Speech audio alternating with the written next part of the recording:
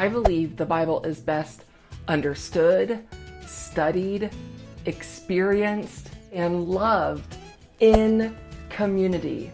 15 years ago, I would have rolled my eyes at that statement. And you may be rolling your eyes too, and that's okay.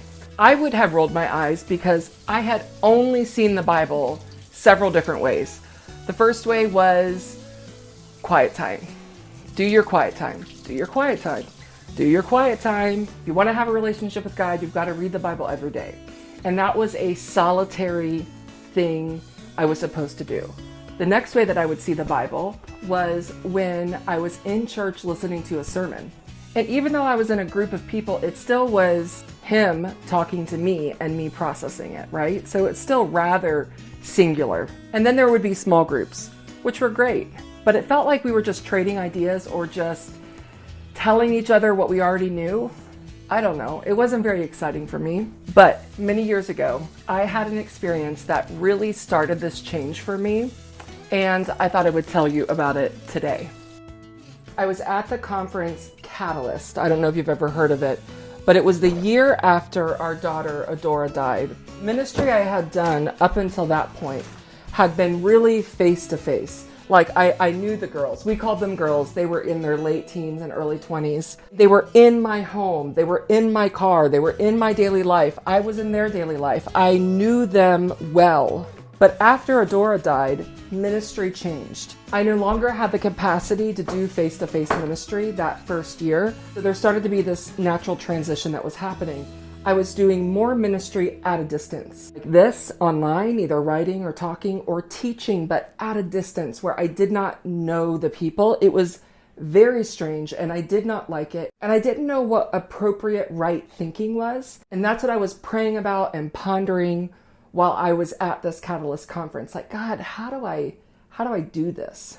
I was sitting in worship with the rest of the people from my church. And that question of, God, how do I do this? What I didn't understand and what I didn't have an example for was how to think about ministry that way. I saw so many dangers. It really made me afraid because I did not trust my own motives. I didn't trust any of it. And I wanted to go back to what was safe, which was doing ministry face to face with people I knew. So as the worship went on, I was asking the question so deeply.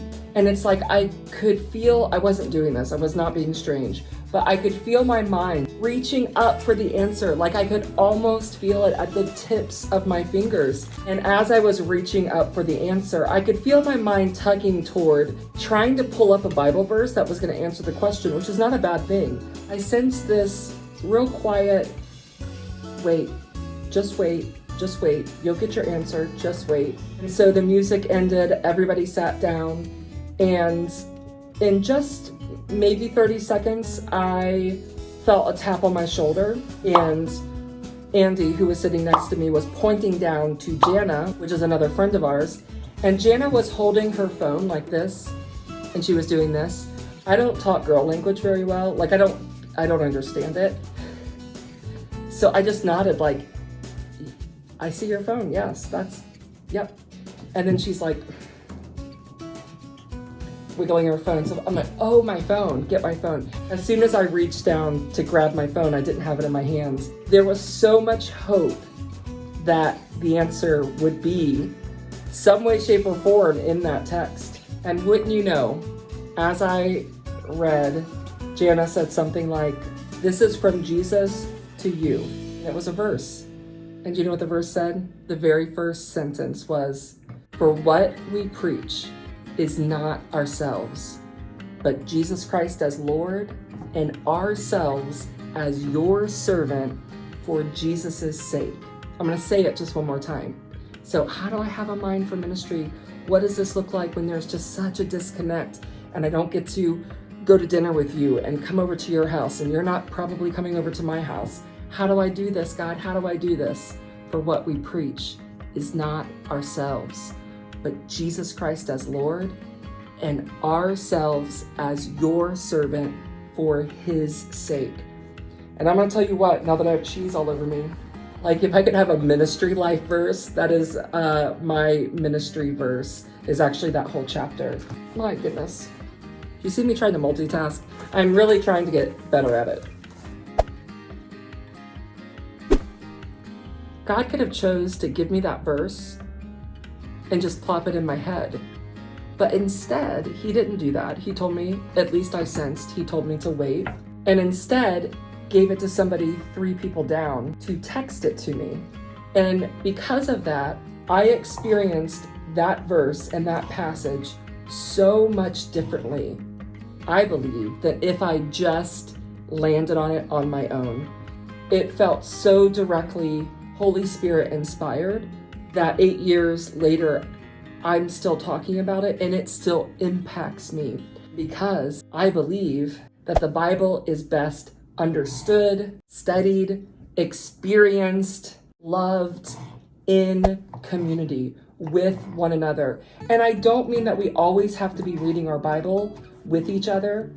I mean, we are always talking about the Bible with one another. To learn something, not only do you need to input the information, make connections, you also need to be able to then articulate it back out of your mouth. It reinforces your learning. The best way to learn something is to then turn around and teach it to somebody else. That's what I mean about the Bible with other people, is we've got to be talking about it, living it together, experiencing one another's gifting and prompts from the Holy Spirit. It is life-changing, which has me also thinking about this Marco Polo channels. Now, remember, it's not Marco Polo, but it is Marco Polo. We have people coming face to face here tonight at our table, and I'm grateful for that. There's a unique experience in getting to do that with one another. But about, 200 of you will watch this video. There's no way I could have 200 of you at my home. Trust me, it's not that big. Tonight for dinner. But we do have this, and I'm so grateful that we do, that there is something called YouTube and Facebook and Instagram. It's amazing. It's wonderful. I am so sold on it. But what I do not like, and it's what I shared with you a couple weeks ago, that it is a one-way conversation. I am mostly talking to you. No relationship should be one way. That's not going to benefit me the most, and it's not going to benefit you the most. So the more I have thought about this Channels app, and I've got to play around with it and experiment a little bit, oh, for crying out loud, we're doing it. I mean, I don't know if you're doing it. I'm doing it, and I hope a handful of you will do it as well. And here's why. Because on this app, I will not only get to talk to you, you will get to respond back not just to me, but to the community around us. In this little Marco Polo channel, we will get to talk, discuss about the Bible, about what we're learning, about the questions we have, about Bible Lab, like what's going on there. You guys will get behind the scenes on that. And I hope, I pray it will benefit us all to do the Bible in life with one another. For me, there is no greater friendship than one that is done with God around the pages of the Bible, learning and studying. So I asked you a couple weeks ago for those of you who are interested, and we got plenty of interest for me to move forward with it. So I've been working like crazy this week to get it up and running. It's not quite ready, but what I would love for you to do, if you are still interested in it, you can be one of the first to sign up. And that is by going in the description below and just clicking the link. It'll be really clear and obvious what link it is. Click that link and just drop your name and email address, and I will email you as soon as it's up and running. And that way we can get in, get ourselves situated, and start connecting with one another. And if you do decide to join, it'll be $5 a month. And that is just to help support this little teeny channel to get the things that it needs to function and grow. Okay, I'm gonna finish dinner and I will see you next week.